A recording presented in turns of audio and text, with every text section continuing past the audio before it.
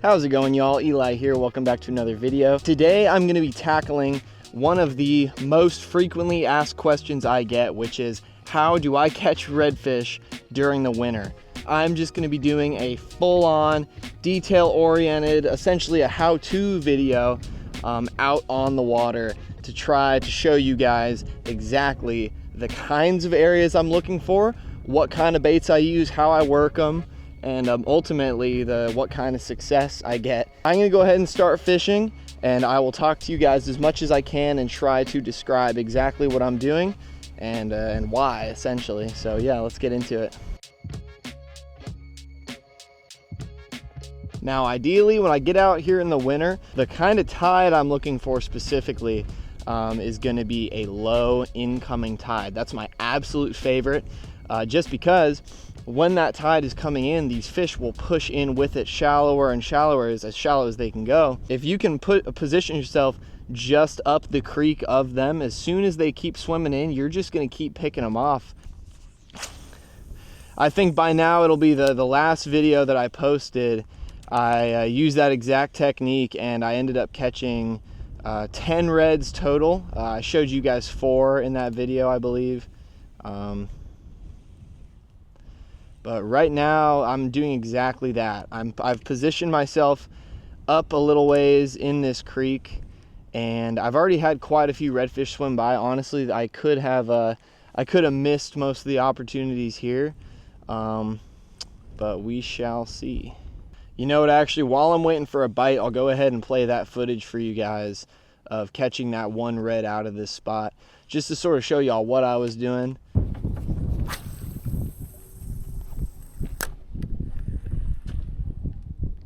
Oh, yeah, I got one out there. I got one all the way out there. Literally the very end of my cast. I'm gonna have to bring them all the way back here. Oh my goodness.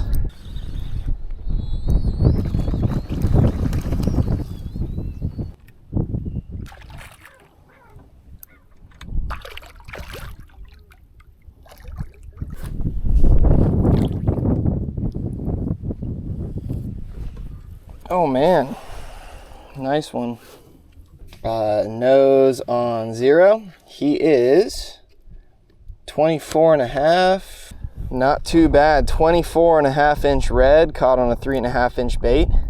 Only reason I'm upsizing today is because I am using a weedless hook to try to be able to drag this thing on the bottom a little more, and then also it has warmed up a little bit, and these things should be looking for some larger baits here. But yeah, I'm gonna go ahead and get this guy back in. I want to try talking to the camera soon, actually filming a video for you guys, because I've been doing a little bit of fishing. I've actually caught like 4 fish already, but it doesn't really feel like it.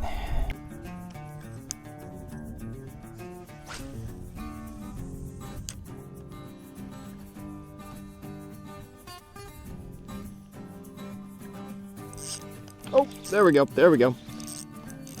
finally. Right out in the middle of the creek. This doesn't feel like a huge one. No, he's a little, he's a little guy. Little baby. That's okay, there's some other ones out here. This is my lure of choice today. This is a 3.5 inch. It's called a 2.0 paddle tail from Salt Strong. Here, I'll let this guy go really quick. And all I'm doing is I'm just taking like 1 reel at a time, pausing it, letting it sit on the bottom, because even on a little warm spell like we're having right now, these fish generally, still want to eat stuff directly off the bottom.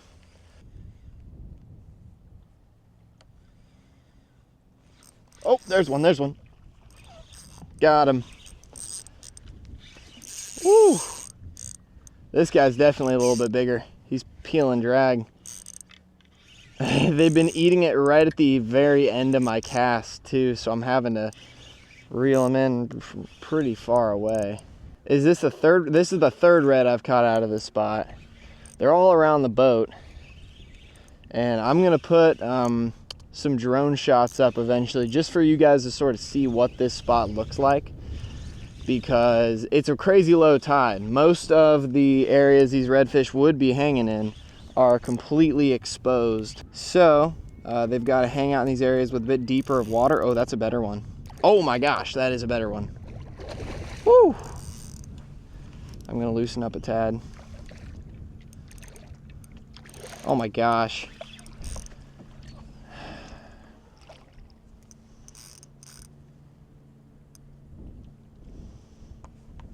This guy has some insane coloration. Oh my gosh, yeah, you guys are gonna love this dude. That's like a 25. Oh shoot, he pulled. That's okay, there's plenty more up here. That was the biggest one of the day right there. It's okay. Well, hey, I didn't say I'd tell you guys how to land the redfish. All right, I'm just teaching y'all how to hook them, you know, how to find them, how to hook them. That's the only downside to using this weedless hook, is the hookup ratio is awful. Man, the water's getting stirred up around the boat. Oh, there's another one. Second cast. Very, very next cast. Another fish. This is another smaller one, I think. I'm gonna try to skip him in on the surface. Yeah, little puppy. I'm gonna try to get him out of here, just so I can catch another. Well, I traded my big red for a little one, but it's okay. Come on. Ah, there we go. Still stoked about it. Very cool. What's really nice about this kind of fishing too is that oftentimes the reds have no idea you're here, because you know you're catching them down at the end of your cast, halfway through your cast, pretty far down the creek. Oh, third cast in a row, hooked up again. It's another small one, I think. He's not really pulling any drag. Yeah, it's a puppy. It's a little puppy.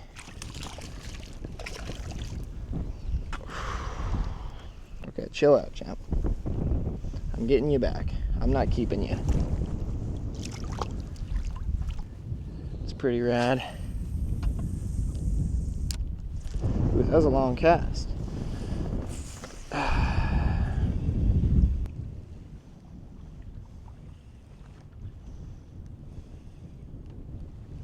Oh! That one's pulling drag a little bit. Oh yeah. Was that fourth cast in a row? Fourth cast in a row. Oh, he pulled. I can't believe those. My drag is not that loose either. Or I mean that tight, you know? It's not like I'm yanking the hook out of their mouth. It's just missing them somehow. Perfect. And again, I'm not reeling this thing fast. I feel like a straight retrieve oftentimes can sort of spook the fish. I'm just taking one reel, stopping it, two reels, stopping it. Trying to keep it on the bottom for as long as possible.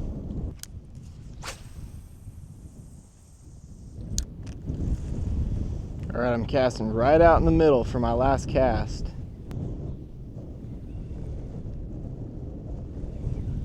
Oh, right as I said last cast. You guys know the fish can hear me. Oh man. Okay, I'm gonna work this dude a little bit lighter. I'll try not to pull hook on him. He feels a bit bigger. I can't really tell until I get him close to the surface, but I've been able to sort of skip in the past few smaller reds. But this dude's pulling some drag. Oh yeah. Oh yeah. Oh yeah. Well, the last two nicer reds I've pulled hook on, so I'm gonna try to baby this dude in. Oh. Okay.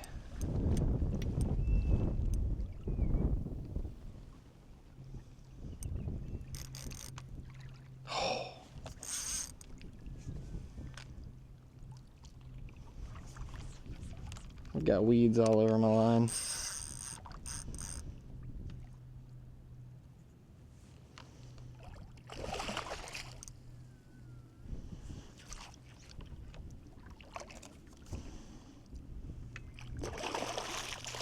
That's a better one, 20-something incher.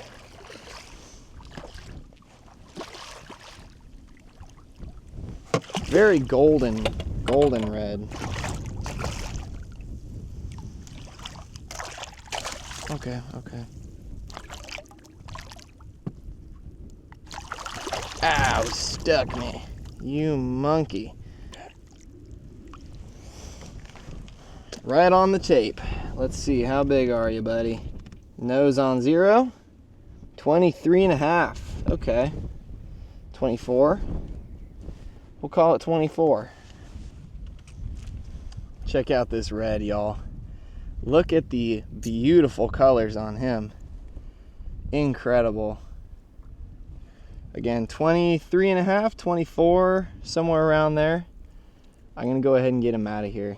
I'll go ahead and show you guys again. This is the lure that I'm using today. It's a 3.5 inch. It's called a 2.0 paddle tail. Love these things because you can rig them weedless. I would be using a thumper shrimp right now, but I'm fishing around a lot of grass and I don't feel like getting hung up every 2 or 3 casts. So with that being said, I'm gonna go ahead and keep fishing. I'm seeing plenty of fish moving around me, so we're gonna see what happens. Alrighty, same lure, same leader, haven't changed it out at all. The tide is ripping in now.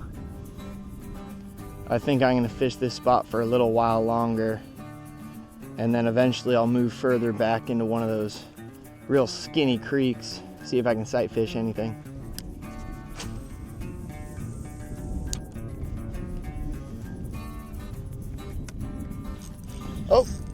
Oh, I literally didn't even get to reel it. I hooked the fish all the way out the end of my cast. I'm tightening it up a little bit. I'm just gonna horse him in, I think, because it's something small.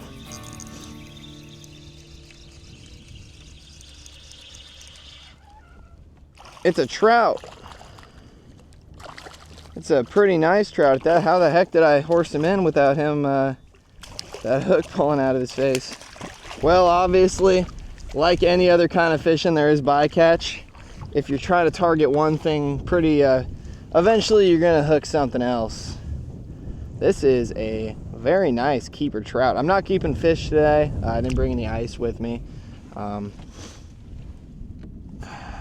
not even gonna, I don't think I'm gonna break out the big camera. I'm just gonna hold them up to you guys so y'all can see them. Gorgeous fish. But not what I'm looking for. This has been a very, very fruitful spot. I haven't had to move like once. It's just been non-stop. And really any creek system, as long as there's good current flow. You're gonna have some fish sitting in there waiting for you. This feels more like a redfish. Yeah, you know, as long as there's water movement, that's really the most important thing when it comes to finding an area that the fish are gonna be feeding in. Is there moving water is the number one question. Even when it's cold, you still want a little bit of moving water. You don't want a ton. You don't want to be fishing in, you know, the middle of an inlet or something, you know, where you got water just absolutely ripping through. But if you're fishing in a spot where there's no current flow, there's going to be nothing to bring the food to the fish. Fish want to be able to sit in one area and not do anything. Okay, they're lazy. But if they're having to, you know, if there's no current to bring, you know, drifting shrimp or maybe schools of bait fish through, they're not going to be able to eat. So an area like this, you know, there's not a ton of moving water, but this is a pretty nice creek. And as soon as that tide starts coming in, the fish start coming in with it. Check that out. Smaller fish, maybe 17 to 18 inches. I'm only really gonna hold up for you guys like the really good ones. I've completely lost count of how many reds I've caught, but as I do this, you know, obviously I'm gonna be trying to like educate you guys on the tactics I'm using and everything, from tackle to, you know, spots and techniques. I really want to help you guys out because I get a lot of folks asking, you know, like, hey, I'm coming to the Nature Coast looking to catch some redfish, like, what do I need to do? And really a big thing that you need to be able to do is be able to like read the water. You know, you got to know what to look for, know where the fish are gonna be, you know, leaning toward based on time of year, temperature, tide, all those things sort of have a pretty big effect on the fish. One nice thing about the winter though, and one of the main reasons I absolutely love fishing the winter, is because the fish bite all day, essentially. You know, it's probably closer to 1 o'clock right now, and I've caught more fish now than I did, you know, when the sun was just barely peeking over the horizon. Because the warmer that water gets, a lot of these fish get a little more frisky. During the summer, it's the opposite. You know, the water gets too hot, but during the winter, they're trying to fight the cold.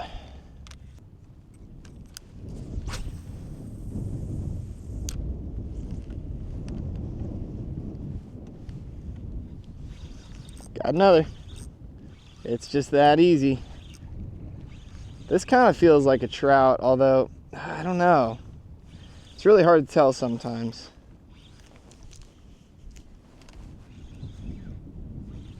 It's probably a redfish, but it kind of feels like a trout.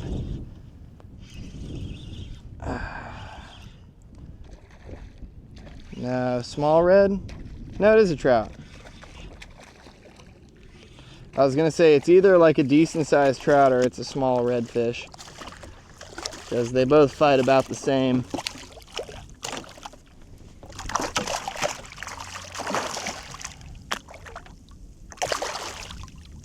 He is just splashing me like crazy. Okay, I'm flipping him in the boat. He is a 17-incher. 17-inch red, very nice. Or sorry, 17-inch trout, yes. I'm very used to catching only redfish, really. And again, you guys, this is winter, okay? This is, what's it, December 22nd, 23rd? It was 48 degrees this morning, so don't act like I'm, you know, saying it's wintertime fishing, you know, it's fishing when it's cold. And then I, you know, fish in like, I don't know, November, October, just like fall fishing, saying, oh, look at how easy it is. I mean, hey, the winter is the easiest time to catch redfish, and I do really mean that. But you got to know what you're doing. You got to change up your tactics, because if you're throwing, you know, a 5-inch paddle tail, just burning it in straight retrieve like you would during like the fall, you're not going to catch anything. And I don't want to, I'm not calling anybody out if you're doing that, you know, it's okay. I'm just trying to educate you guys a little bit. Nice, very long cast in, let it sink, and then I'm just going to be, again, 1 2 1 1 2, stuff like that. I never do more than like 3 reels in a row, or I guess 3 rotations, just because I want this to look like some kind of an injured bait fish or shrimp, baby crab, something like that. But if it's, you know, kicking really aggressive or something, it's not really going to give that that vibe. Now, pretty soon I am going to start to have to work my way back into the creek, because the water out here is going to get a little too uncomfortable for these fish. They want to push up as shallow as they can, and at a low tide they can't really do that. But oh, same spot. I just got a bite right there, like 10 seconds or last casts. That's crazy.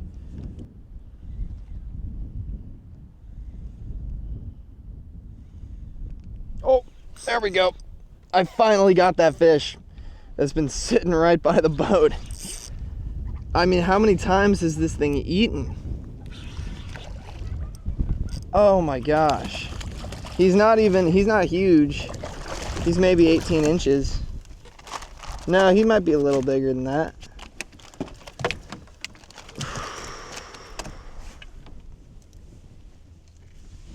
Oh yeah, he's a little bigger than that. He's a lot bigger than that. Let me see. No, I do think this guy's about 18 inches. At max, he's 20. But I don't really think that's the case. Let's see. Nose on 0. This is a bass ruler too. My bad, you guys. 19. Okay. 19 incher. Not too bad at all. Very, very vibrant colors on this one. Super cool. Now I do think this is going to be a bit longer of a video than I typically make. Just because I really want to try to pack in as much information as I can.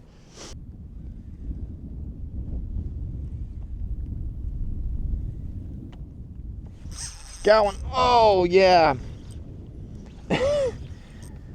Got him. Oh, pulled hook. I might have set the hook too hard. That's my bad. I got to loosen up. That's like the 5th fish I've had pull hook. I never really have that happen when I fish an open jig head, but again, like I said, there are some trade-offs to fishing an open jig head in grass, especially when you need to be constantly making contact with the bottom for these fish that think it's injured. A straight retrieve just will not cut it this time of year, which is too bad, because you know, a lot of my really tiny like micro baits that would work awesome for this time of year, I can't find any weedless hooks that are like small enough for them. So you know, I usually fish those ones around sand, around, you know, some slight grass is okay. It's never gonna kill you. Maybe some deeper water, you know, those 2-inch baits will do a little bit better. But for this specific application, I'm fishing around heavy grass and some real dark water. And when you're fishing dark water, you don't also want to be using something that blends in super well, you know. You want something that's either going to be a lot darker than the surrounding water, like a black with gold flake, or you're going to want something like this, just real white, bright, natural, but it does kind of stand out against the crowd. Well, I just pushed through some little back creeks, saw a bunch of reds. I didn't hook any though, other than that last one. But really, it's already almost 4 o'clock and the sun sets at 5:30, and I've been out here since sunrise, so I think it's just about time for me to start heading back. Really, I'd say just like main takeaways to sort of sum up everything that we've sort of figured out together today. I would say if you are looking to catch fish, specifically redfish during the winter, find a creek, as long as it has a decent amount of current running through it. I would say fish like the low to mid incoming tide. Typically that's usually going to be the best. Try to position yourself essentially down current of the fish, just because you want to be able to cast out and work your lure with the current. And also, as the tide comes in, it's just going to push the fish closer to you. So another thing, and I would say this is probably the most important thing, is when you are working your lure, you've got to work it slow and you have to make contact with the bottom. I would go so far as to say if your lure does not touch the bottom during the winter, these fish will not even look at it. It's just that important to them. You know, they're looking for something that's injured, something small that it's, you know, it's easy to take down, and if it's not touching the bottom, they won't really assume that of your lure. So definitely make contact with the bottom, work your lure slowly, and definitely make sure you guys are downsizing your presentations as well. As it warms up, obviously you guys can throw, you know, 3 to 3.5 inch lures like I was doing today, but most of the time you want to be throwing lures as small as 2 inches, maybe 2.5. I would say as big as 3 to 3.5 inches during the winter would be like the absolute max. But yeah, you know, hopefully you guys can use this information to your benefit. But yeah, I guess this is sort of the end of the video. Thank y'all so much for watching to the end. If you guys could, if you found this video helpful, please hit that like button. It helps to sort of like spread it to new audiences. And if you guys have any other, questions, concerns, comments, anything like that, you can either leave those in the comment section, or you can direct message me personally on my Instagram account, Florida Man Fishing YT. But yeah, with all that being said, thank you guys so much for watching, and I'll see y'all in the next video. God bless.